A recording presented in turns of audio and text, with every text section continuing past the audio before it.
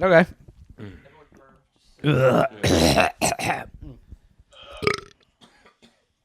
Let's get into it. You guys ready to party? Hell yes, we're ready to party. Ready to party because it's your Chapo for the week. It's me, Will Menaker, joined by Felix Biederman. Hello, everyone. Welcome to the Bang Bus. Matthew Chrisman. Hi, folks. Virgil, Texas. Hey, always a pleasure. And special guest joining us this week for a very special topical episode is our friend Tim Faust. Howdy, y'all. How y'all doing? Doing good. Tim and his amazing radio voice, which will put us all to shame. Me and Matt have great radio voices. We come from the part of the country that has the best voices, the most pleasurable ones. We have ASMR voices. I mean, I went to high school like 30 miles from Matt, so I agree. I'd have a little loop. What the fuck is the deal here where you get this nice, sonorous, pleasant, kind of neutral radio voice, and I just sound like a honking duck having a orgasm? How did that fucking happen? I do have the most annoying laugh of anybody in this room, so I'm sure. I like it. Yeah, charming. You go. my I sound like fucking Goofy. Yeah. my real laugh is the Jadakiss laugh. That's great. I get the sound at all times like I'm calling in about the Packers secondary in the gunt. Hey, long time, first time. Just want to talk about how, if we had a real lunch pail guy like Clay Matthews, we could keep the Turk out of Vienna. You may know Tim Faust as @Krulge on Twitter. You may know him from his series of unlicensed wrestling events, Party World Wrestling down in Texas. I do run a wrestling league in Texas. You may know him from the time he went to a bar and played the song "The Boys Are Back in Town" over and over again until people broke out into fist fighting. And you may know him as helping to popularize a series of T-shirts based on the meme "Ted Cruz is a Zodiac Killer." The Zodiac Killer That has really met its expiration date. To be fair, most people, when they beat memes into the ground, they raise $52,000 a month for them and their friends. But Tim rose 6 figures for Planned Parenthood and reproductive rights in West Texas. It's a little group called the West Fund, which is based in El Paso, which provides transit and services for folks in Texas who need abortions but live super far from clinics. And today, the Tim Faust that's here is healthcare wonk Tim Faust. That's right. I'm going to get my my most Matt Iglesias possible. Let's talk about policy. Let's talk about means testing. Let's talk about CPTs and DRGs, ICD-10, ICD-9. I got it all. If there's a form, a flow chart, I'm here to talk about it. I'm really looking forward to really delving into the real wonky policy material. That's what we all love. I'll start us off. Tim, when I first moved to New York, I interviewed to work in a part-time position at Oscar Health Insurance, but did not get it. Why? They were frightened. I looked into your file, and they were frightened by your compelling male virility. And I also saw the file, and it said answers were okay. Presentation probably should have buttoned the top 3 buttons of his shirt. Didn't make eye contact the entire time. Yeah, but if somebody wore a burqa in, that's fine. But if I wear something from my fucking culture, I don't get the fucking job. And I have to write a fake pundit to pay my rent. Yeah. Now I have to be in media because they didn't hire me. So Tim, talking about our unwieldy, sprawling healthcare system, you wanted to start at the beginning, which is... Let's go to ancient Greece, where Asclepius, son of Apollo... It was called Pedestacare, where they would bring in the boys. Before we go down that path again, I mentioned this on our last show, that we were going to do a show about healthcare policy, because healthcare, it's a huge issue right now in our politics, and it's a huge issue in people's life, because the American healthcare system, as currently constituted, it seems could not be more cruel, expensive, and inefficient than if you designed it that way. And I would contend that it is designed that way on purpose. But we wanted to get into the actual, like you said, the weeds, into the weeds, as they say on Vox's syndicated podcast, about what is healthcare policy, and how does it work, and how could it work better, and who are some of the people preventing us from having something better than this disaster that we already have? Cool. Yeah. So we can start. There's a whole lot to go on that. Kind of the top line is American healthcare is like internationally humiliating. Literally the following 20 countries by GDP have a better healthcare program than us. South Africa has a huge problem where they don't give healthcare to black citizens, and still like their overall healthcare affordability and accessibility is better than the U.S. is. That is actually the Bernie plan. yeah. But actually, but really specifically though, like this is something that we hear a lot when, like, specifically, the American healthcare system is compared to other countries, right? What does it mean when you say like our healthcare system is a shambles compared to those other 20 countries? Like, and how is this graded, and like in what ways is it worse or an embarrassment on a national, global scale? So I found this paper by this guy Luca Lorenzoni, who works at the OECD, that compares costs of a given service from country to country. I think in this case, the cost he's comparing is a knee replacement, which is a good metric because knee replacements are pretty standardized, right? Like knees don't really differ from person to person. Knees aren't culturally relative. They're not like cranial sizes. Exactly. I mean, some races do have an extra bone in their knee that makes them better at certain things, but mostly, yeah. For the most part, if you can do a knee replacement, you can do a knee replacement. It's a good standard unit. And so Luca put together a chart that compares both the relative purchasing power of a given country and the relative cost of this given knee replacement. And in the U.S., across this swath of 10 countries that he compared it to, he said that the CPI index was 1, but the knee replacement surgery was 1.63, and that a knee replacement costs 1.63x the median. Compare that to Korea, where knee replacement costs 0.57 of the median in the entire world, right? And it's not a function of American healthcare being better or hospital stays being more efficient. In fact, actually the opposite. We're spending just a shit ton of money on really basic procedures, limiting the number of folks that can get them, and screwing over the American citizen in the process. Baller!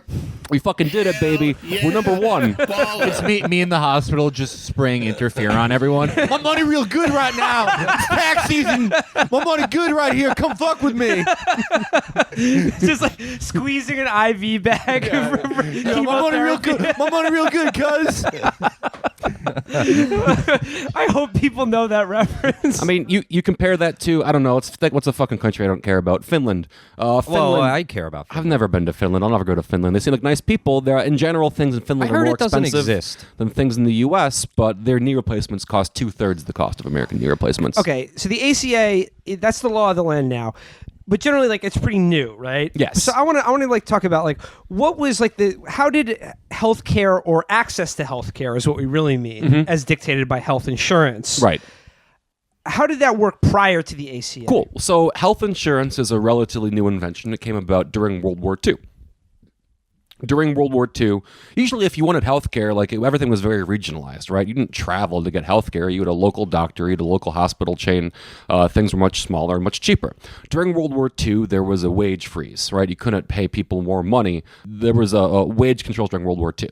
And so the idea of, well, let's give people supplementary benefits that aren't considered taxable income as a way to incentivize people to come work for us or increase salary, net salary or whatever, was introduced. And so the bright shining sign of this model was the idea of providing employer-sponsored health insurance, which was that everybody who worked for the same employer, group of employers, would compose one risk pool. A risk pool is that everybody pools their money in, and when someone needs healthcare, they take money out and it's paid for, and the employer negotiates rates with a hospital saying, here's how much different things cost, and that's kind of the model that has grown for the past 50 years. I think at this point, 49%, so basically half, of all non-elderly Americans have their insurance through an employer. So for the first time in World War II, I'm a factory worker at the atom bomb dispensary. Right. I'm building atom bombs in the Ford factory in Detroit. Formerly a racism factory, which is converted. Has been converted by the Manhattan Project into making atom bombs. For the first time ever, I can get something called health insurance through my employer, so I can go to any number of doctors and get my prescription cigarettes, Pall Malls, weekly instead of just going to the local doctor / barber. And I mean, this idea of the risk pool, exactly what we should talk about that. It's not too wonky. It's really kind of the underlying idea of how healthcare works in countries, right? Like in a pool of however many people, some folks are super sick and most folks are not sick at all, and some folks are in the middle. I think in the U.S., 10% of people represent 70% of all medical costs. And there's some strata that are obvious, like in general, people with cancer are more expensive than people without. People who are elderly. Well, I mean, they shouldn't have it. Right. It's God has given them cancer as a way for paying them back for a sin they committed in this or the next life. So you're saying if we liquidate these 10%ers, then the prices will be down for everyone? Yeah, that's a great idea. That's one possible model. One might suggest that's kind of the direction that Paul Ryan's plan is taking us in. But fundamentally, you've got a giant pool of people, and you've got a normal cost curve, and some folks are super expensive, and they're in fact, I mean, they're paid for by the folks who aren't very sick. You pay in now, later you get yours. People who aren't very sick don't cost very much now, so the return is minimal. Well, that's kind of the way that the idea of a risk pool works. Now, this thing is kind of like, that's a general concept that's pretty universal, right? Whether it's individuals paying in or whether it's the government paying in or whatever, that's just how people are apportioned, and sickness spreads through a given community. Now, what you've got is in America, you've got this particular perversion that has kind of manifested over the past 50 years, where health insurance is not like a thing you just need to have, or healthcare is not just a thing you are owed by being a person, but it is in fact a manifestation of personal responsibility. You have an obligation to buy insurance because that's how you guarantee that you'll take care of yourself down the road. You've kind of got this idea that people, I'll say the same thing again. You have this idea that people have an obligation to pay in to buy this consumer good as kind of a moral virtue. It's not moral just to buy insurance. It's moral because to buy a consumer good like health insurance, both you take care of yourself down the line, right? Like you're giving up a certain percentage of what would otherwise be disposable income because you know that in a future or some tragedy or accident may befall you, then you'll really need it. But isn't it also, it's moral because you are covering other people, in that if you didn't have health insurance and you went to an emergency room, other people would have to pay for it. Correct? You don't want to be a mooch. A moocher. Yeah, you don't want to exactly. be a leech. And so, I mean, that's how America got its foray into health insurance. There have been national plans before. I know there was something in Germany in the 1890s. Most modern, contemporary first world nations built their plans after World War II. There are still countries now that are developing universal health care. Turkey and Chile put together pretty ambitious universal coverage plans in the past couple of years, so it's still an ongoing process. But America did it first, and we've done it absolutely the worst of anybody ever to do it. So after World War II, you kind of unfroze wages, people began getting health care, and the idea of employer-sponsored health care became a stronger and stronger draw. Fundamentally, it's a way to kind of depress wages, but also you found companies that began to specialize in providing these plans. And insurance companies have fundamentally one job, and it's to handle all the fucking paperwork between you and a hospital, of which there is an entire sub-industry. And so these insurance companies kind of began proliferating. They're all regionalized. Blue Cross Blue Shield, which is a subsidiary of Anthem, is actually 50 companies. They're big umbrella organizations, and they're all predicated upon relationships that individual insurers have with hospitals or provider groups or whatever. You're describing how after World War II, America developed its healthcare system in a way that was sort of an aberration from what the rest of the developed world was doing at the same time, which was based more on this insurance-based sort of employer-provided insurance-based. It was kind of a consumer model where healthcare was a consumer good that was bought by an individual as kind of like a moral and social good. Right. And if you're not getting your health insurance through Medicare or Medicaid or from your employer, how often before Obamacare would someone, just a private citizen, buy their own insurance? There was an individual market, but there was little to no regulation around it, so you could go fucking buck wild if you were an insurer and impose a bunch of arbitrary restrictions about who got to buy it, or the entire idea of pre-existing conditions. So there's two things I want to get through. So eventually, at some point, The history of healthcare in America is a history of creating markets that people can buy health insurance as if it's a commodity and as if people are consumers, as opposed to people with bodies and needs. So the Medicare and Medicaid was passed as a way of kind of taking the people who were most vulnerable, the poor and the elderly, out of the risk pool, so that insurers could afford to pay for the healthcare of the people who were left, the employed. These were Great Society programs Great in Society the programs. Johnson administration. For the 10 or 15 years after World War II, insurers began to notice a couple of things. People who were old cost more money to insure, right? It costs more money to pay for their hospital visits, and those bills then get passed on to people then pay the premiums after the insurance companies take their cut, so overall costs go up. And people who are poor just go right to the ER because they don't have insurance, and that costs a bunch of money because hospitals are way more expensive than going to a primary care doctor or getting preventative care or that kind of shit. And by federal law, hospital emergency rooms cannot turn people away for lack of ability to pay. I think that's which is why we don't need fucking universal health care, because everyone can go to the emergency room. Boom, done. That's what happens, right? If someone doesn't have health care, they just go to the ER when their foot's falling off from gangrene, and that costs fucking ovarian cancer. Stage 0 ovarian cancer costs $12,000 to treat. Stage 5 ovarian cancer costs fucking $250,000. And when no one has insurance or access to health care, they wait until stage 5. They go in, fucking bankrupts whoever's footing the bill. That's why you should get cancer screening at the ER. Be a responsible adult and go to the ER for cancer screening. Or have you heard of a little thing called juicing? Not have the problem in the first place. I mean, if just go to the bodybuilding forums and get all your healthcare advice from there. Anyway, so these portions of the population who are most vulnerable, most in need, also the most expensive, we're kind of clogging the whole system. So 65 Social Security Acts passed, which created both Medicare and Medicaid.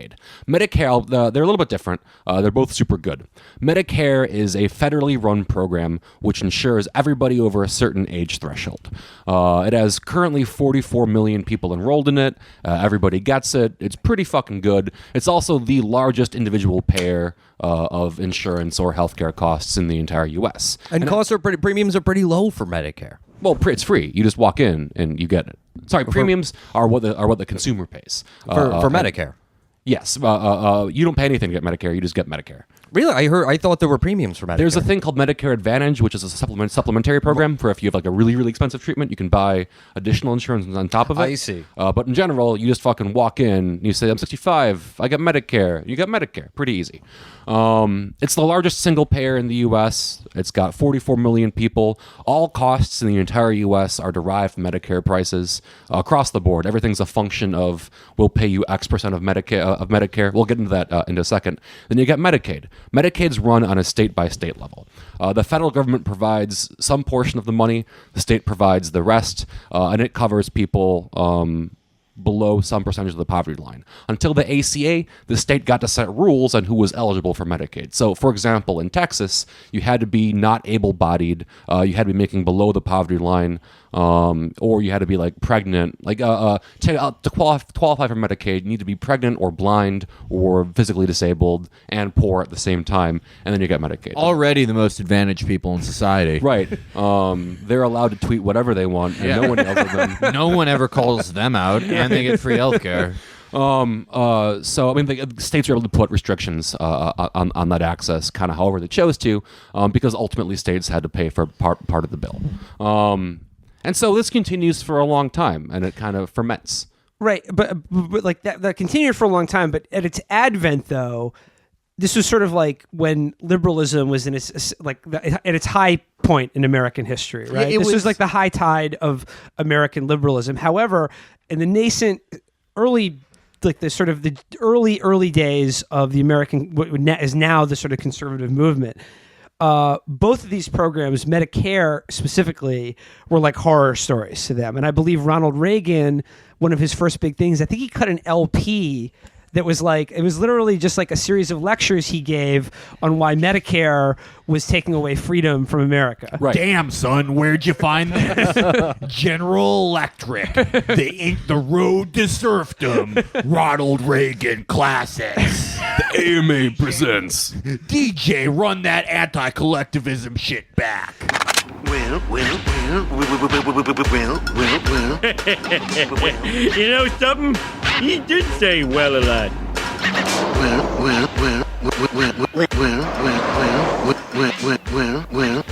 That was though I believe that was partially sponsored by the AMA, and that was Reagan the actor, not even Reagan the governor. That's a thing I really want to get into.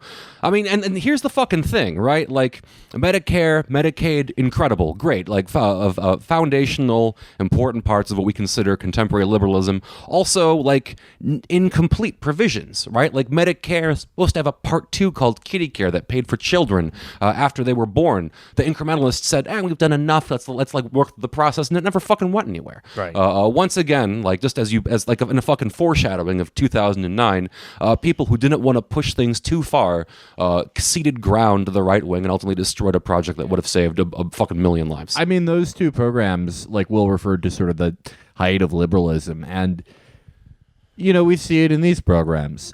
Liberalism at its most productive for people was when it had the specter of when communism was this massive global power, this tangible thing people could look at, and liberalism thought, well, we have to offer something to people on the left in our Western democracies so they don't become communists, but we give them something.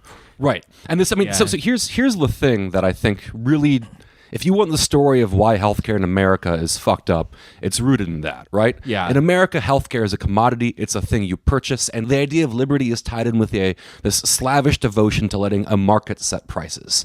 Everything in the foundational liberal work to expand markets for healthcare, to remove high-risk pools, to let insurers do their work, is predicated upon the idea that there is some sort of market which people should have the option to buy insurance or the option to buy healthcare or make consumer choices, as if people ever could make informed choices about the way that, like, the healthcare that they need, which is fucking ludicrous. And that idea of liberty, like of market setting prices, is of course in contrast to monolithic, godless communism, and the parody of a centrally planned economy where there's like a central committee determining what each beat costs or something like that, right? So why?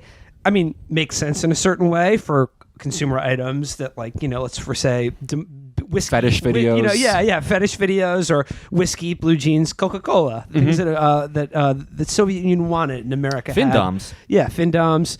Why is healthcare and people's health and access to a doctor so uniquely not like all other consumer goods? So that kind of ties into how the ACA was formed, right? So let me run through this. Healthcare costs have been increasing for fucking ever, faster than inflation. They're going to, at some point, cripple a lot of our important safety net programs. And every, fucking 10 years, a new idea comes across of how to fix this. A new panacea, a new nostrum, whatever. In the 90s, it was the idea of managed care, in which your payer, your insurance company, or whatever, would take a more active role in finding you doctors and coordinating care, all that kind of stuff. Kaiser Permanente did that in California. Still the best in the game, but, that's not fucking saying much.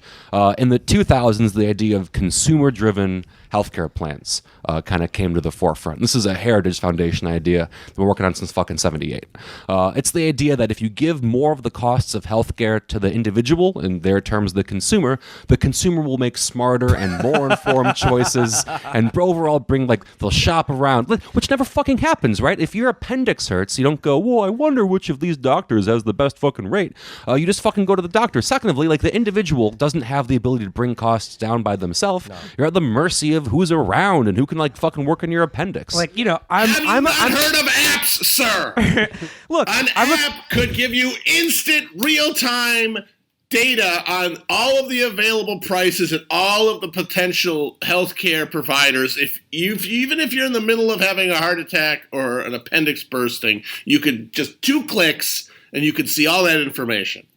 I can relate to this because, as a piss pig sub, if I need to be peed on, that I just need to be peed on, okay?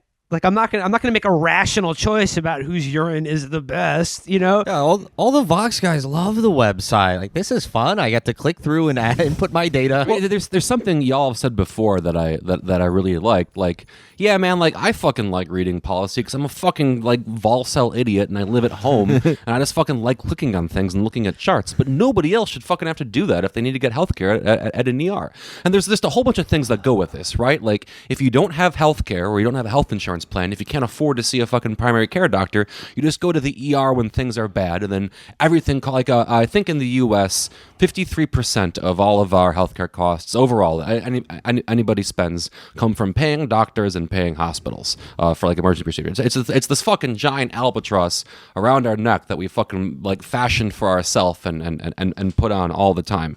Anyway, so you've got this idea of consumer-driven health plans, and those have higher co-pays, higher premiums, higher deductibles, all fucking marketed under the guise of we'll let the consumer take care of bringing costs down, which is a way of just fucking But conceding. also it's the idea that if they have like a more active role in it, like the consumer, they'll be more spendthrift. They'll make better decisions about their health and healthcare if they have to pay. There will be apps. There'll be disruption. You'll be able to get real-time data on local prices. Yeah, that's and especially if you get rid of the lines. You get rid of the lines around the states. That's the Get idea. rid of the lines. You've got this like, and it's this fucking toxic 1-2 punch of describing insurance as a form of personal accountability, and also the citizen, the body, as a consumer, and this fucking slavish devotion, this worshiping of the idea that true liberty is the ability to set prices and let the market decide, which ultimately lets millions of people die because they can't get fucking healthcare when there's like a weird growth on their foot, or their lungs are exploding, or they have fucking Hep C because they got addicted to heroin and they can't like fucking afford to go to a clinic.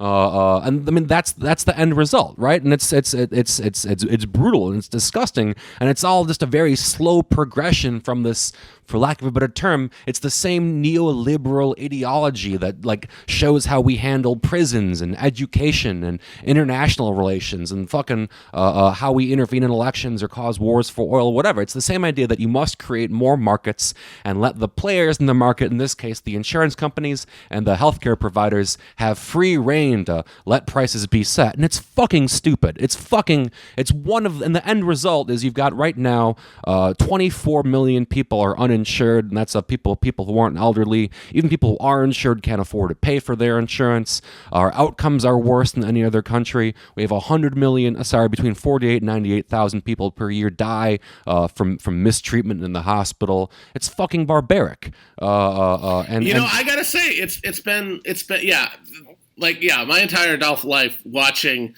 this sort of idiotic, sort of conventional wisdom about healthcare has been very frustrating.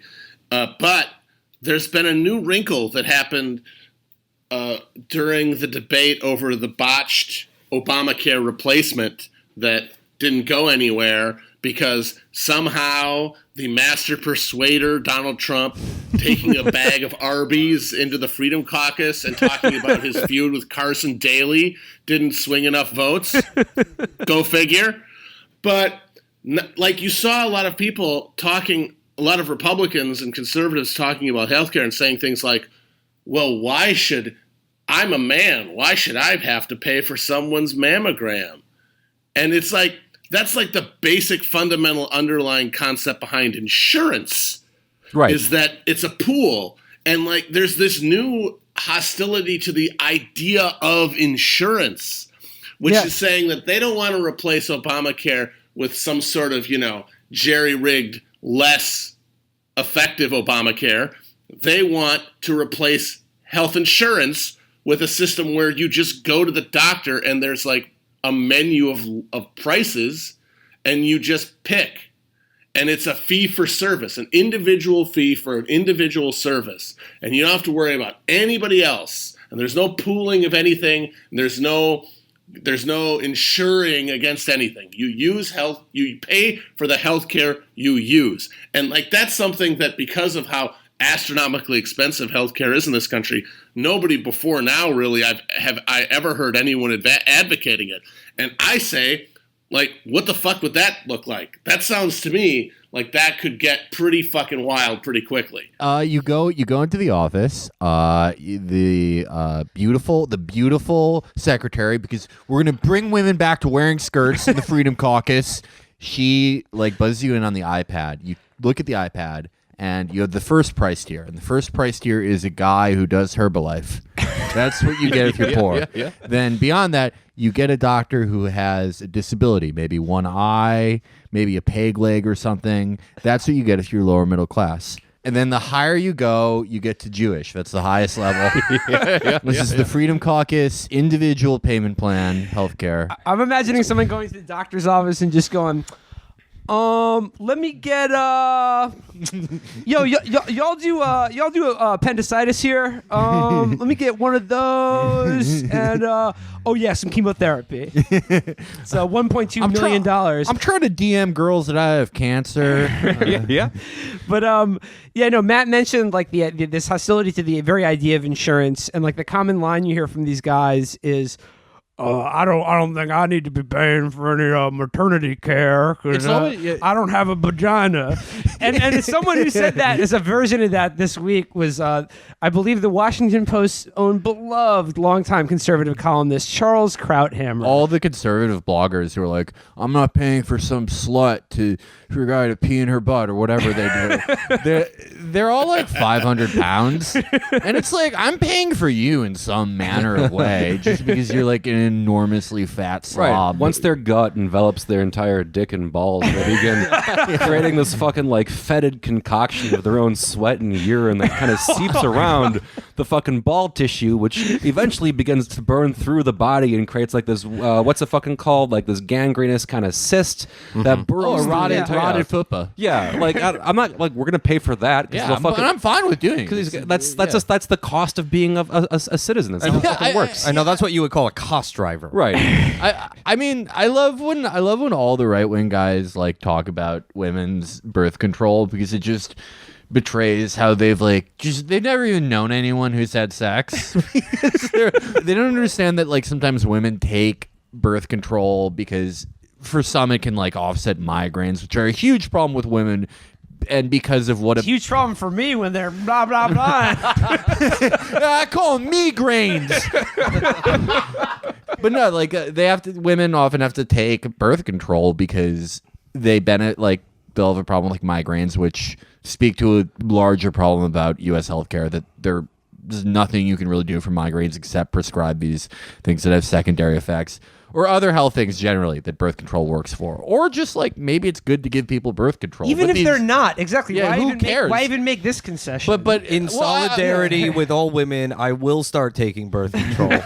As a woke ally, I call them hourgrains. But when they when Matt Walsh or another one of these toads talk about it, they're like, why are we buying women female condoms? Make them feel better. My answer to that is, why are we buying stealth bombers? Yeah, I'm paying for that. I'll pay for fucking birth. I mean, look. Why am I paying for the war on drugs? One of the most useless things ever. Why am I paying for police departments to buy more fucking tanks and machine guns and shit? Why don't we have an a la carte tax system where we just check off the things that we'd like to pay for? That's the libertarian dream. That's what true liberty is. Yeah. I never really got to the ACA. Let's yeah, actually, okay. So we got started. So in the 2000s, we were talking this idea of sort of a more consumer-based model. Then Obama came along, and then his big signature achievement was the ACA, right, also known as Obamacare. Right. And the ACA was, as everyone knows at this point, initially a fucking Heritage Foundation paper that kind of wriggled its way up like a fucking larva through the topsoil and kind of came to play as what the acceptable level of discourse was after Clinton's healthcare failures in the 90s. And during the 2008 primaries, you had all three competitors, Obama, Clinton, and Kucinich, making a guest appearance, talking about how to handle the idea of healthcare. And to his fucking fucking credit. Kucinich had it. Sorry, not Kucinich. Howard Dean. Nope. Sorry, Kucinich. Kucinich had it right the entire fucking time. He was able to shot call all of the problems with consumer-driven healthcare plans and where they would break and where they could go wrong. But he did it in a really funny voice, and he looks like a fucking idiot. So that didn't go very far. So Clinton had Neera Tanden wrote for Clinton her version of the ACA when Obama stomped her. People kind of jumped ship. Tannen came over.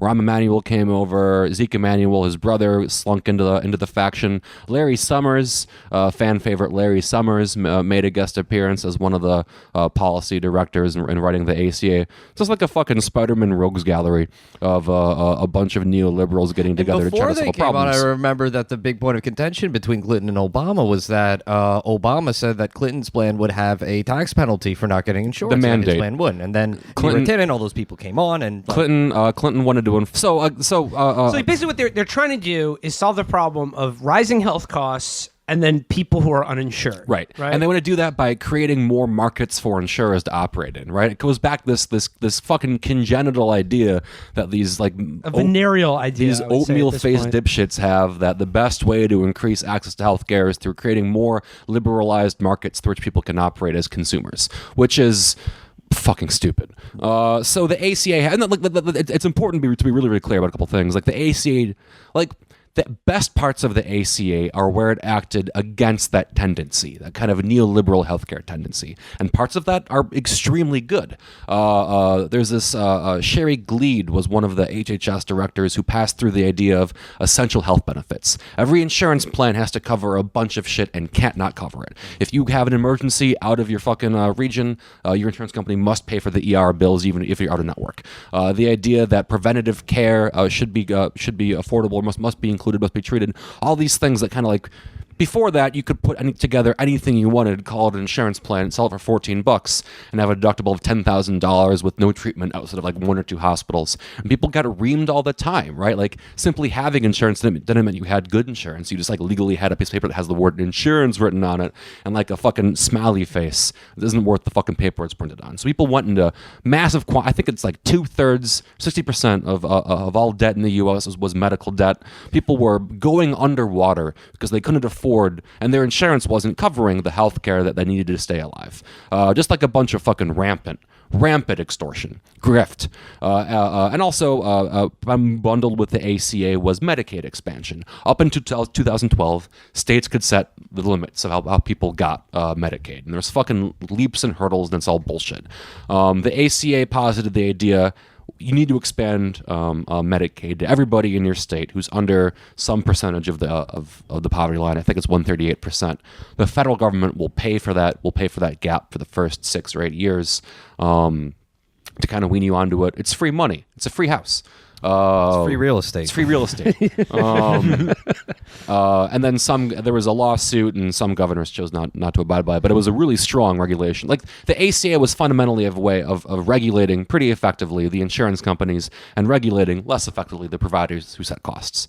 And in the process, creating a brand new market of the individual uninsured. I'm sorry, when you say the providers who set costs, are you referring to doctors and hospitals? Hospital groups and the AMA will have a lot of spit for, which I'll save for a little bit from now. But yeah, people who ultimately set costs, hospitals. And pharma and other people like that. And there's some other shit in there too, like the idea of using electronic health records, which is cool. Claims databases, which are good, so you can build data sets to look at things later. They did a lot of really good things. And but those are all things that act contra the belief. Oh, also removed a big one, removing excluding people from insurance for having pre-existing conditions, which was huge. It used to be that if you didn't have employer-sponsored health insurance, you had to buy an individual plan, but they could cut you for anything they wanted. So if you're a 63-year-old woman and you have, I don't know, some version of cancer, emphysema or whatever, you're not even eligible to get insurance. So you go work as a Walmart greeter and get well, I guess not Walmart because they don't provide. You work at as a fucking TSA bag handler, working a backbreaking menial manual labor job in order to get insurance. And there's like fucking stories of this up and down the board. It's brutal. It's inhumane. It is not a thing you would ever design to take care of people with. It's a way you punish people for being sick or having body. It's just, it's fucking like, if you are not useful to us as a person who can pay money into insurance and not receive care back, if you do not qualify as one of those, then we'll just fucking throw you to the side. It's barbaric.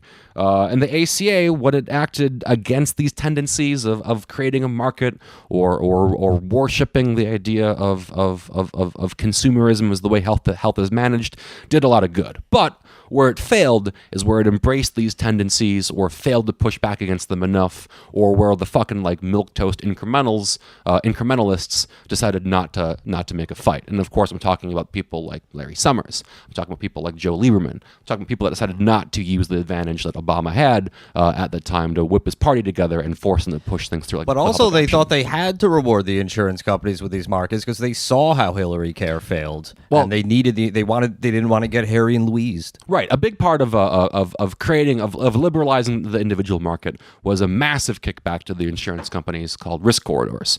Risk corridors are the idea that in this population of uninsured people, we have no idea how sick they are. People, when they don't have insurance, like you saw this thing actually after the ACA in West Virginia, when people got insurance for the first time, they all began using it a lot because they all had been sick the entire time but not doing anything. They're fucking Puritan about it. And so insurers kind of balked at this idea that if we give people insurance, they'll use it, and we won't have any money left. How are we gonna manage that? So the idea of the Federal Risk Corridor program was invented, which basically offers financial security through massive subsidization of these markets to insurers. It's how you got them in line. That was the trade-off for regulating them, was promise of just a fuck ton of money down the road. Ironically, the Republicans later gutted that appropriation, and now insurance companies are suing the federal government to get the money back. But that was the idea of how these things would be managed. And so then that kind of takes you to the AHCA, like where the ACA was successful. It fought against the idea of neoliberal healthcare. Where it was unsuccessful, the AHCA really took root. And this goes back to this goes back to Ronald Reagan's fire ass mixtape against Medicare. This is something that the right wing and conservatives in this country have long tilted against, because I think they understand correctly, once something like Medicare becomes established, it will be popular and people will expect it. And once that expectation is there, that cuts against their entire vision of society and government. So they're constantly fighting this battle against the idea that the government can provide goods or needs or be a force of good in people's life. And that they're constantly fighting against the idea that people should expect things like healthcare, right? And so like Medicare, Obamacare was the huge thing that they weren't tilting against. And then, lo and behold, Hillary loses the election. Trump gets in. It's at the top of their agenda. He said it. He now denies it, of course. But like repeal and replace Obamacare was a huge rallying cry during the campaign. This is like one of the top things they wanted to do. I think we understand why they wanted to do it. What the AHCA, this now failed effort to repeal and replace it, what would that have looked like? It rolls back all the components of the ACA that did good things. What you just described. Subsidies. Yeah. Wait a minute. Trump said everyone was going to be covered. It was going to be amazing. So everyone... Yeah, Tim, you're wrong. He said that. Everyone can be covered if you offered terrible insurance to a small subsection of like it. The way they would accomplish that was by creating like fucking nothing plans that cost nothing because you got nothing in return. So it would be like the McDonald care. Yeah, it would just be like you pay $25 a month and you can get a Band-Aid in the mail, right, on a bi-monthly basis. And you get a free shake on your birthday. Yeah. That kind of shit. I mean, like if you read Ryancare's proposals for the past 3 years, which I have because I'm fucking stupid, like they don't even like they're inherently puff pieces that he wrote for like to make a point, but there's no internal consistency, right? It's purely barbaric. Now, Paul Ryan is a fucking idiot. He's a fourth generation Wisconsin fail son. In Wisconsin, the great grandparents work in the He's a disgrace to our kind. Right. Well, I was talking about fail sons, not Wisconsinites. Fourth generation, great great-grandparents come in as immigrants, grandparents work on the factories, parents take white-collar jobs adjacent to the factories, the factory towns in the suburbs, doctor, lawyer, used car dealership owner, whatever, and the fourth generation fucking can't find out where their own dick is and fucks up for the rest of us. That's Ron Johnson, that's Paul Ryan, that's Scott Walker, all these fucking like weird dog all kind of pieces look of alike. shit. Yeah, no, they're melting. They're the Nazis from Indiana Jones. I mean, but Paul Ryan is the guy that is routinely discussed as like being the wonk, the policy guy. You know who helped start that legend? Friend of the show, Ezra Klein. Yes. Another healthcare wonk. I mean, Paul Ryan just said, "I'm a wonk," and people believed him. It was really these people are that gullible. But that's the thing. Like, he's not a wonk. He's just a guy who's ideologically committed to rolling back the Great Society and the New Deal in American politics. Right. With society. Paul Ryan, I wonder a lot. Right. And this is a thing that's just fun to think about when you're sad. Like, is Paul Ryan actively trying to kill poor people, or is he just an idiot who believes that he can espouse Ayn Rand ideology, make it manifest, make the world a better place? Calling it right now, number one. I have to believe it's the former, because Ryancare was so overtly bad. A big component of Ryancare is an extension of this consumer-driven idea, the idea of high deductible health plans and HSAs. HSAs are bullshit. Don't even fucking bother explaining them. They're bullshit. They're another place to put your money that you don't understand, that you can't use. Fuck it. Terrible. High deductible health plans, you end up paying more money for health care because you have a higher deductible. Fucking everybody, even the fucking bad providers, agree these are bad things because no one can afford to pay for healthcare. Everybody was unilaterally opposed. There's nobody in the entire fucking healthcare sphere who thought this was at all a good idea on any side of the debate. The only guys that think it's a good idea are fucking people that sit in piles of gold and like look at their dicks all day long and talk about how nice it would be if everybody was white, and then they like take that back, delete that tweet, and say if everybody could be like self-accountable and responsible and be responsible consumer citizens. Fuck them. And that's what the AHC is predicated upon. And like, here's the thing: it's never going to pass. Healthcare entitlements are sticky. People love having them. People hate getting them taken away. But it didn't fail this first time because of that. It failed because it was not barbaric enough. Like, so what the fuck did the Freedom Caucus want it to have? Did they want to have a thing where, like, you could just go shoot random homeless people and then make that legal? Like, was that... Like, what the fuck did they want to have in it that wasn't in it? Because, as you said, it was a savage taking away of people's health care. What the fuck did they want? I think that wasn't in it. So what do Gersh Cuntwell and those guys want? What is their ideal replacement of Obamacare? No one knows, right? They're all fucking they're all like fucking Dr. Claw. The reason I believe these things won't pass is because governors and state reps will rebel, right? Like, everybody who says maybe we should roll back Medicaid gets fucking screamed at for hours and hours by old people, and then they get lonely and they feel sad and they cry about it. Governors don't want to eliminate Medicaid in their state because they'll never fucking get elected again. Ryancare includes provisions for restructuring Medicaid. There's a thing called block grants. There's a thing called per capita caps. They're both equally heinous. Fundamentally, they create ways to reduce the amount of funding for Medicaid in a given state and prevent folks from getting care. They just have two different bureaucratic structures for getting it done. But you're gonna people push back when their election is on the line. And I don't want I'm going to say this thing because I need it to be true.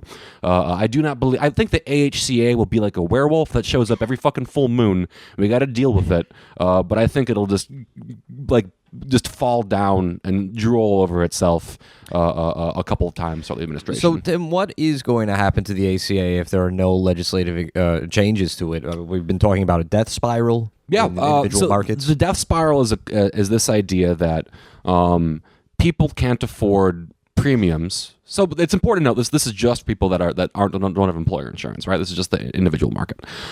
People can't afford the premiums for their own coverage, and also they're sicker than they expect, than insurers expect. So overall costs go up, driving premiums up, so more folks drop out. The people that are left, people that are the most sick. Because if you have fucking stage 4 cancer, you're not dropping your insurance. You'll pay the $2,000 a month. Like, fuck it, man. You need that shit. So all of a sudden, you have a risk pool that's just the infirm and the elderly and the sick, and they cost $1 jillion to treat, and you can't build a market off of that. That's what the death spiral is. And fundamentally, that's not false. It's also partially overblown. But it kind of goes to serve the broader point that like neoliberal policies, consumer-driven healthcare policies, cannot solve the problems caused by the idea of healthcare as a consumer good. Like fucking like Larry Summers, fucking very friendly, very warm, very personally nice, dipshit Larry Summers. Well, can't solve the problems of commoditization of healthcare. He's like a fucking like it's Sam Walton wearing a smiley face sticker. It's a killer robot trying to grow a flower. It's a gun shedding a tear. Like these things that cause the problems can't solve the problems that they themselves cause. Okay, so we've now just sort of narrated a sort of a brief history of American healthcare, the American healthcare system, and why it's so fucked up. So let's now begin like laying out some of like these other options that are not like utopian, not complete fantasies. What are some ideas that are like just sitting on the shelf right now? Right. That like we could have a different way. What are some different options for managing the healthcare system of a country as big as America? So if you want to get to parity with other countries, the idea of the thing we want to get to is a federal single payer option, aka Medicare for all. And fundamentally, like, we have the tools to deploy that in place. If someone were like, there's a lot of legal frameworks that prevent us from saying it's Medicare for all tomorrow. The ERISA Act, McCarran-Ferguson, other kind of shit like that. But whatever, you can work through that. It's like for the fucking nerds to figure out. But fundamentally, we have the tools in place. We have the policies, the structures, the processes in place to expand Medicare unilaterally. What we can't fix is cost like that. And cost is a major driver of all the problems in American healthcare. Shit is extremely expensive for extremely stupid and invented reasons. So any universal healthcare approach needs to address both the coverage question and the cost question, and luckily both are addressable if you have the political capital and the will to do it. So, okay, like the political capital and will, what is standing in the way of both of those things? What or who? Yeah. Well, you've got this kind of host of bad guys. I can just run through. Yeah, run through the bad guy list. Yeah, let's hear the bad guys. The Tim Faust duck hunt. Ninja style, one at a time. So when people are mad about healthcare, the organizations they're usually the most mad at are insurance companies, which I understand because usually they're the ones saying your bills aren't being covered. But post ACA, they're fairly rational actors. They're just rational actors in a broken machine that turns people into blood. Right, like plasma. Right. I mean, like they're like the insurance companies are following all the rules. Like it's not nearly as exploitative as it was a couple of years ago. It's just that the rules are stupid and the goals are dumb. So like insurance companies should be ground into the dirt, but they're not the guys who are currently causing a bunch of the problems that we're running into. Yeah, they got fucking lobbyists, but they can be cowed. They were cowed before, they'll be cowed again. Fuck them. I don't care. A really interesting group that, like, and people know about pharma. People know that pharma is bad. Drug costs are expensive. Martin Shkreli has served his only useful function in life by being a good, like, model citizen for how bad pharma can be. Great, we understand that. Pharma is 10% of healthcare costs in America, so important, not like the most urgent thing. What's really worth talking about is the AMA and the idea of prices and where prices come from. The AMA is the American Medical Association. They would claim they're a professional association or like a union, but if they're a union in the way that cops are unions. Like a couple % of all the different provider groups are part of the AMA. The AMA has this weird and privileged role in American healthcare, in which they basically get to set the cost structure by which their members are then paid, which in any other scenario would be extremely fucked up. This is a voluntary organization? Yes. So the AMA has... It's more of a cartel then. It's a cartel. Let me give you an example of kind of how the AMA works. We can, like, there's this entire idea of DRGs, diagnosis groups, and CPTs, which are billing codes, and ICD-10, whatever, but we can skip over that. That's for fucking nerds. The AMA, so every year, CMS, sorry, let me step back. The AMA, every year, HHS and CMS set kind of the billing rates for Medicare. Medicare, being the single largest payer in the entire U.S., says, okay, like, we're going to charge, or we're going to pay $20,000 for procedure A in this given state or to this given hospital. And then every insurer says, okay, well, we'll pay you 1.2x of Medicare, or more often 2.4x of Medicare. Like, all costs are set as a function of Medicare. Right. Because they're the largest organization. They have the most negotiating power. Everybody kind of leeches off them like little fucking fish that eat the lime off the side of your aquarium tank. So the Medicare is the guy that's setting all the rules. But, like, healthcare is big. Like, the argument is that, like, making this price schedule for how much procedure A through Z cost is big and complicated. Let's let the experts advise us on this. So there's this big thing called the Rules Update Committee, which is just a bunch of fucking doctors that have gone through like several layers of meetings. They feel like all their problems have been abstracted. And they advise CMS, like the fucking 3 C-level bureaucrats that show up, as in like ABC, not like CRO or whatever, C-level bureaucrats that show up and tell them how they think this like healthcare pricing structure should be updated. And here's how that shakes down. They have an obligation to keep the thing theoretically value neutral. In theory, you can't just make things more expensive. You need to have things balance out. Here's how that works. Let's say this year the AMA decides, they look at knee surgeries, and let's say there's only one kind of knee surgery. And they say, hey, you know what? Knee surgeries can be pretty complicated, or they can be pretty simple. Let's say that there's a hard kind of, in like this billing code for knee surgery, let's split that into 2 and say there's 2 kinds. The hard kind of knee surgery, which costs 2x of what knee surgery used to cost, and the easy kind, which costs 0.5x of what knee surgery used to cost. And because these 2 things will happen in equal proportion, the costs are the same, and they've got 2 billing codes, everything's great. They pass that as a recommendation to CMS. CMS and HHS accept that. Bam, it's now on the Medicare schedule. And then what happens immediately is everybody who performs a knee surgery picks the more complicated code, just across the board, and costs skyrocket because you've got, when given, like, doctors are now incentivized to also advise on how they get paid, which kind of gets in the way of them providing like care. Doctors don't like doing this, at least the ones that I've talked to, but they have pressure from their organizations, or even more accurately, hospitals have giant departments whose only function is to find the most expensive billing code they can possibly select, pick that one, and then find a way to justify it. It's this entire sub-industry. Here's a thing that fucking healthcare has liberalized, a new market we've created. We've created this entire industry of blood-sucking, useless jobs that find ways to bill insurers or Medicare for cost treatments. And these are, I mean, like, this entire structure, everybody's a rational actor in a structure that's fundamentally stupid and pushes because costs of up. federal law.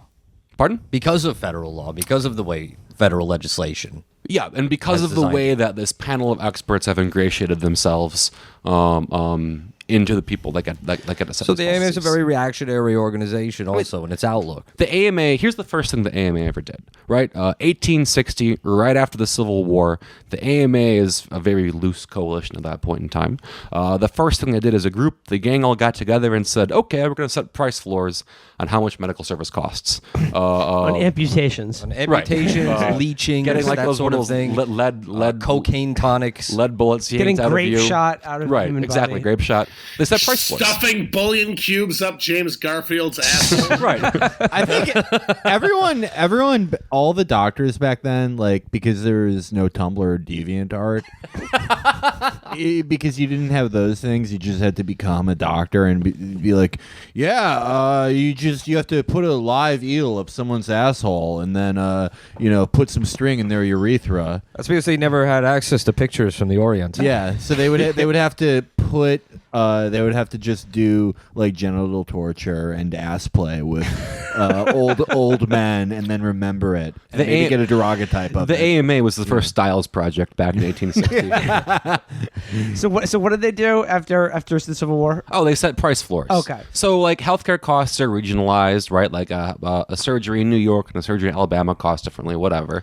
And in a usual market, you would see those costs fluctuate, right? Yep. Nope. Thanks to the AMA in fucking 1860.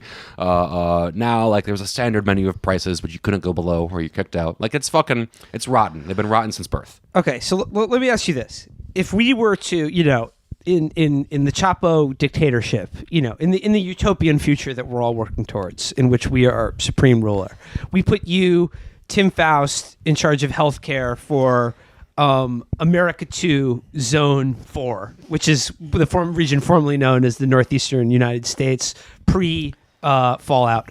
No.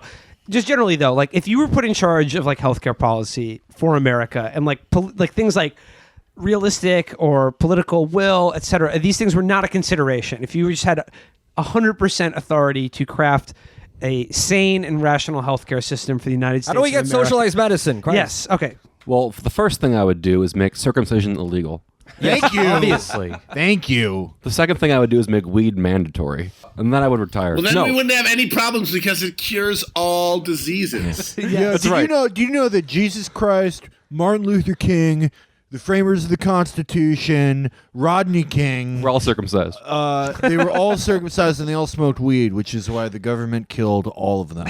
So I have a 5-step process that I think is relatively feasible within the construct for how you arrive at single-payer healthcare, which is different than socialized medicine. Socialized medicine is the state owns the providers as well, like NHS, which is cool, but I think is a bit too. That's a lot of Baby lot steps. of friction there. But a That's a single lot payer. of bollocks, mate.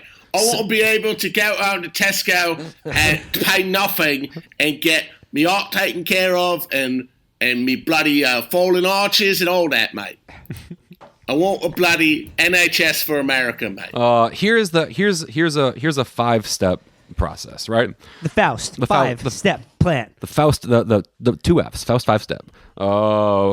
First up is Medicaid expansion in all the states. A bunch of states didn't expand Medicaid after the ACA, which is it was purely political. It's despicable.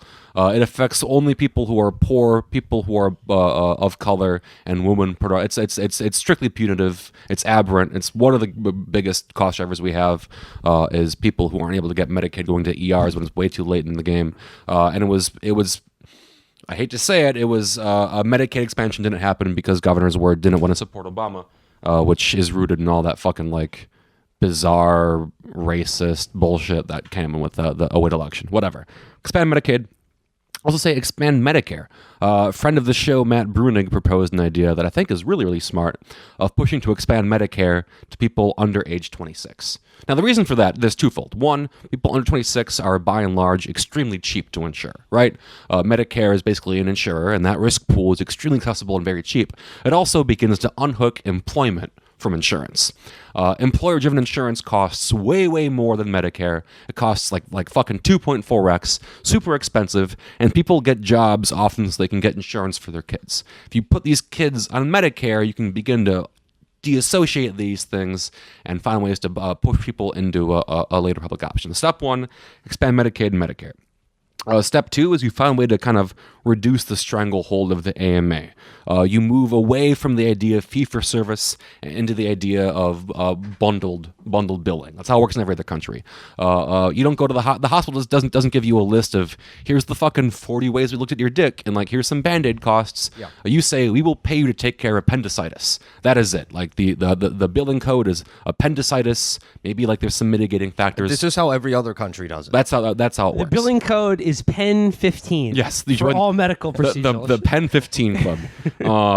You move towards that as a way of kind of reducing all these fucking irregularities the AMA works into the billing process and standardizing. Really, if the federal government would tomorrow set prices for all procedures in the U.S. and say that's how much these things cost, half of our problems would go away. Third step, you open up the avenues through which the federal and state governments can really kind of experiment in making healthcare better. Medicaid, when it works well, does some pretty fucking amazing things. Here's an anecdote. Maryland, Appalachian Maryland, the far west, small population, huge health costs. Bunch of folks that have heroin problems, that picked up Hep C, that pick up emphysema, pick up all kinds of diseases that come from living in Appalachia, where there's no fucking doctors, and living in a like super depressed economy. They are primarily Medicaid in Maryland, and they cost a fuck ton. So the Maryland Chief of Health and Hygiene, I believe her name is Shannon McMahon, not of the McMahon family, unfortunately, strong-armed the one hospital group into doing this. So There's no preventative care in Appalachia. There's no primary care physicians. If you want to be a doctor, it's way more lucrative to be a specialist, like a fucking surgeon, anesthesiologist, whatever, than it is to be a primary care doctor. So no one chooses to go into this thing. We import a lot of people on H-1B visas to be our primary care doctors for rural parts of the country. No preventative care clinics. Preventative care is extremely low margin and very high volume. If I made a preventative care clinic tomorrow, I'd go bankrupt in a year. The thing that is really lucrative is high margin, low butt implants. High margin, low number, which is mostly inpatient hospital stuff. But none of these fucking services existed in Maryland because for some reason the market did not provide. So Maryland Medicaid said, listen up, hospital, here's the fucking deal. We'll pay you a flat $100 million per year. That's it. You can't deny anyone treatment, and you have to provide these services.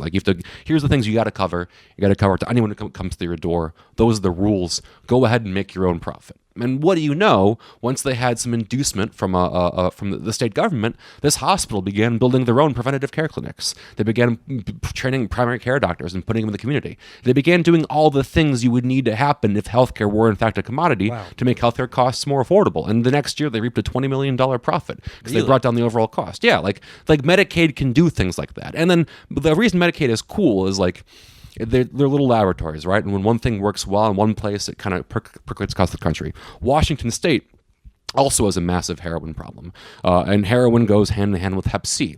A couple of years ago, a new Hep C drug came out that makes you not want to kill yourself, which is a marked improvement upon the old Hep C drug. Only problem with it is that it costs $80,000 per person for a course of treatment. And that's, of course, the Medicaid, Medicare price because they're not allowed to negotiate drug prices. For Veterans Affairs, Department of State, Public Health Service, and the Coast Guard, for some reason, that drug costs $16,000. So you need to let Medicaid and Medicare negotiate drug prices. That's just purely litigative. There's no reason why they can't negotiate drug prices. That's just some fucking hate that idea. It's a lobbyist. It's a pharma lobby put that through and won't let them negotiate prices. But because Medicaid's on a fixed budget per year, it can't afford. Actually, my girlfriend worked on this lawsuit. She's a healthcare lawyer. And they sued the state of Washington, saying you can't deny these people the drug that makes them not die for Hep C. That's part of the ACA. You can't provide discriminatory services to people based upon pre-existing conditions. You must give them the Hep C drug that they need, even though it costs $80,000. So now Washington's in a bind, right? Because they can't afford to give people these drugs, but also they're legally required to. Oh, Ron Fournier's solution. Everyone with Hep C joins the Coast Guard. They adopted the Maryland approach, right? They began pushing provider and hospital groups to provide more preventative care. Hep C is a thing you can catch early. You can do things like needle exchanges, syringe exchanges. You can get folks to engage in behavior that's less risky and reduce the amount of Hep C overall. So they adopted the same model that McMahon put forward in Maryland, and they're doing it in Washington State. So now. You heard it here first. It's the socialist approach, states' rights. It is the only time states' rights is not like a fucking racist catchphrase. And the way that works is like a strong federal government says, here are the things you must do. You must provide health care for all these people. Here are the things you must cover. Here's the extent of it. Now go and make manifest the way you make that real. Which makes sense because the fucking Yankees don't know how fucking Texas works, and the New York City model for healthcare works isn't going to work in rural Alabama. There is reasonable room to let states experiment with how to deliver healthcare to people. But the problem is, left to their own devices, a lot of these Republican governors, their experiments with healthcare would be Mad Max Beyond the Thunderdome. Right. That's why you would have two sick people fight each other to the death and then cure the one who walks out. Right, and then costs are halved. Yeah. That's why you got to have the really strong federal that's where guidelines. the federal government comes in, right. So that's my step 3. Let these states experiment, set these extremely strong rules for what they must cover, let Medicaid experiment with these things. Also negotiate drug prices, but expand Medicaid waiver programs. Let states try this stuff. And then here's where things start to get spicy. You build a national public option using existing insurance models, but Medicare pricing. So one of the reasons the public option, which is the idea of a government-run insurance company, wasn't passed during the ACA was the idea that it would be too good and everyone would want it, and then insurance companies would go bankrupt, which actually fucking rules. That's great. Medicare right now is 44 million people. You build an insurance company that uses Medicare pricing because it is the government and can negotiate those rates, and has like a strong structured billing process. It'll fucking overnight, like within a couple of years, become the largest insurer in the entire U.S. Not quite single payer, but pretty close, right? Then between Medicare, Medicaid, and this public option, you have the majority, and because you've worked to disentangle employment from insurance, you've found a way to get a bunch of folks in government-controlled healthcare plans. Brings us to step 5, just fucking nationalize the health insurance industry. 2008, you could have done it for about $1.1 trillion. Presumably, if you build a public option that can drive down their worth, you can buy them out. Like fucking buy out Aetna. Like these companies are fucking vampires that have a bunch of David Graeber term bullshit work that they generate. But like there is a need for that to some degree. Like that is a value, figuring out how to deliver billing or negotiate with hospitals. But fuck it, it's not like a fucking thing that should be profitable. It's just a service. Nationalize the insurance industry, buy them out, buy out the infrastructure, then you got single payer. Medicare for All is broadly popular according to opinion polling. Yeah. So in closing, how do we sell this to people? One thing that you touched on at the beginning of our conversation is the problem with these market-based approaches and treating healthcare as a commodity. And again, as friend of the show, Matt Brunig says that it's wrong to frame it as a commodity. It should be framed as, what would you say? Entitlement, right? It's a civil right. I wouldn't say human right. I'd say civil right, which is a distinction. I'll say human right, but okay. That's maybe that's being a bit pedantic. But like any, you know what? Well, actually, any sufficiently advanced country has an obligation to take care of its citizenry. 1, it's the fucking moral thing to do. 2, it's the economic thing to do. And fuck using economics to make a moral argument, but like it's really open and shut, nakedly obvious in this case. If you can get folks to get screened for cancer and catch it at stage 0, then pay for it. Then like you will drive down costs for the entire population down the road. It's fucking obvious. It's also moral and humane. It's the obvious correct thing to do. And people recognize this, right? In my opinion, I worked on ACA enrollment. I ran a bunch of canvases in Florida in 2013, and so I got involved in healthcare. But I wasn't, even though I reported to fucking HHS, I wasn't employed by the government. The government ran away from advocating the thing they'd built. They outsourced it. The fucking pharma lobbyist firm for the Shkreli's of the world united saw the chance to have this big fucking new market that they could juice. And so they spent a bunch of money paying people like Planned Parenthood to get out the vote, but enrollment campaigns. For which I worked for the first open enrollment period. And that's like, I get it. That's a fine public-private partnership, but there was never any public part of it. Obama never got it. Like, if you tell people what you are giving them and you fucking hammer it home, people will then want the thing. You guys have talked about this before. I think Christman talked about this in depth, and it's fucking obvious. This is not a complicated topic. But Obama fled from Obamacare. Obama fled from the idea of telling people like what they deserve as citizenry. Well, I guess that's the lesson of 2010 when they suffered these historic losses in Congress and thought, oh, well, that was Obamacare, so we're going to pretend it never happened. They're just fucking dipshits. And then you see like the AHCA finally forced somebody, although not the Dems, to explain to folks what the ACA was and what they were going to lose. You're right. It was the fucking Republicans who were doing it. They outsourced their job in 2012 to fucking Paul Ryan in 2017, and then they got their fucking asses whipped. Sarah Cliff, the only Vox writer that I like, although I don't know Jeffrey Stein. Sarah Cliff is one of the 2 best healthcare writers in the U.S., next to Timothy Jost, who I fucking adore. Microphone bought me a book. Do you adore him because his name sounds like yours? Yes. Okay. He also does. He wrote the first like big healthcare law textbook that people still use. He's a conscientious Christian, but he supports birth control and abortion, which is mandatory. Mandatory to support, not mandatory abortion. All that. That's step 6 of Tim Faust plan. Step 6, mandatory. He's been writing about this shit for decades. Very good angry writer. Anyway, Sarah Cliff ran a focus group in, I believe, West Virginia just a couple of days ago, and they were going to talk about healthcare. And then, unprompted, one of the Trump voters there was like, "You know what we should have? Canadian healthcare." Just fucking off the bat, because it made sense. Because someone told him what healthcare is about and what he's entitled to as a citizen, and he went, "Oh yeah, of course, that's how it works." No one has done this before. People are cowards. Like the neoliberal establishment establishment that advocates for healthcare as a commodity can never destroy the idea of healthcare as a commodity, which is the thing that people don't want. People don't want. People know it intuitively, and they know people who do have good healthcare and social programs. What I really wonder about, and this is the most fringe position, people who everything now, they're like, this is great. Just keep this forever. The 30, probably 20% of people in that poll who are like, yeah, no, I should have to personally pay out of pocket for non-tax deductible health insurance. These health saving accounts are great. Yeah, they're the Jeb voters. I want to know what their lives are like. You mean I get 0.5% interest on my health savings account returned to me as a refundable tax credit? Man, I just like talking to Blue Cross Blue Shield. I think they're polite, charming.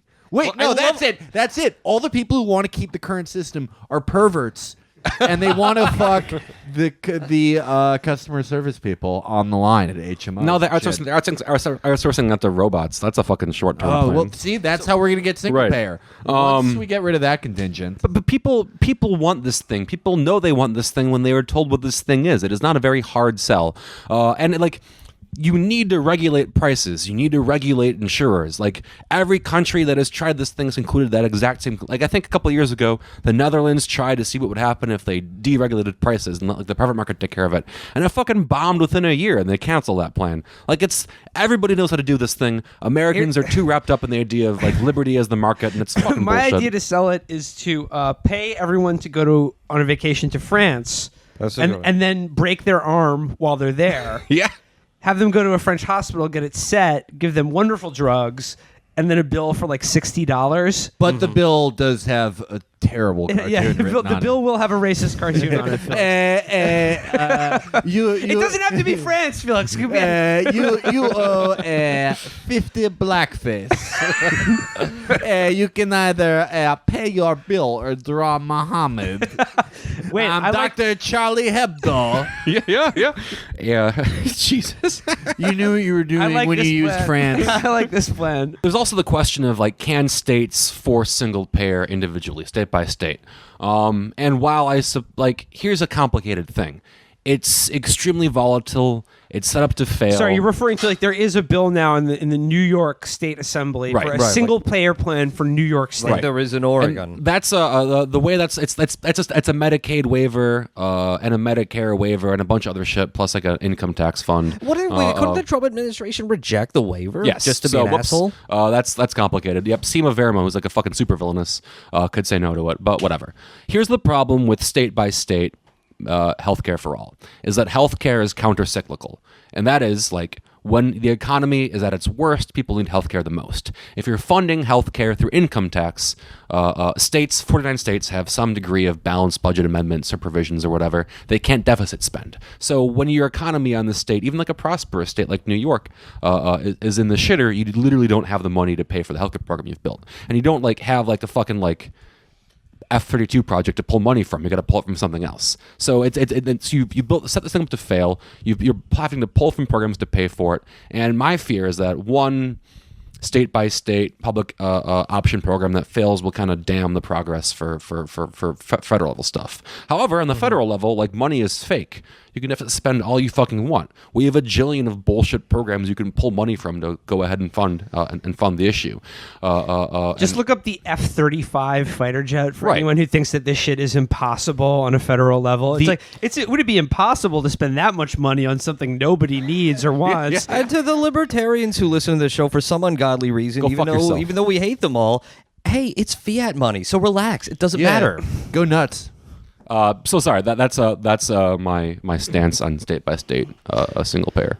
So ultimately, it's not going to work. Or the way that healthcare is needed works in opposition to the way that states can afford to fund things with income. So it's got to be all or nothing, basically. All 50 states. Well, that's why it's so funny watching the people who are still, for some insane reason, obsessed with relitigating the 2016 primary and defending Hillary Clinton for condemning single payer. She does. They do when the single payer effort in Vermont fails or whatever. They're like, "See, you can't do it." Yep, it's great politics. Motherfuckers. That's great politics. Motherfuckers. you got to do it at a national level. Exactly. It's the only like agent that can afford to fund anything like this. Also, Bernie would have won. But that is great politics, though, to tell people that nothing is ever possible, and to run on. What if we make it so that Ubers to the doctor's office are deductible, and just running on that forever? I know we're wrapping up here, but that's exactly right, Felix. These people who come out and say a single payer wouldn't have worked are the exact same folks who sold out the AC while it was being formed. Mm-hmm. It's the Clintons. Yep. It's Larry Summers. It's the Emanuel brothers. It's Neera Tanden. It's all these fucking cowards who sought incremental progress instead of the fucking full Monty. And now their program has collapsed. We must grind up their bones and use them to build the large national single payer structure and let their ghosts roam its hallways for all eternity. Tom Perez, we need you. Yeah. Ladies and gentlemen, Faustcare. Woo! Everybody. Thanks, y'all. It's the original deal with the devil. In the United States Senate, Sanders has a single-payer bill out with 3 co-sponsors this time. Last time around, it was 1. Yeah. That's literally 3 times the amount of co-sponsors. If he keeps... That's a 300% increase That in means that if he co-sponsors. does this again... 99 co-sponsors. yeah. 90 co-sponsors. Whatever. I don't care. 9 co-sponsors, but then it's 27 co-sponsors. Then, boys, he's got a majority. 3 times 27, 60 plus 21, that's 81. 81 co-sponsors. By law, the co-sponsors have to vote for it. That beats a filibuster. 81 votes for a single payer in 5 years when Bernie reintroduces the bill. In Trump's second term. In Trump's second term. That veto-proof majority. We're going to make sure that he gets. Just like we made sure that he got the first one. Guys, we're going to do it. Well, like I said, it's all there. It's on the shelf, but this country's so fucked up, it probably won't happen. But that's not to say don't despair, because, we're on your side. Tim Faust is on your side. Tim, thanks so much again for joining us and breaking down all this complicated shit. My brain hurts listening to this. Thank you. I hope it was helpful. I'm happy to... Can you look at this, by the way?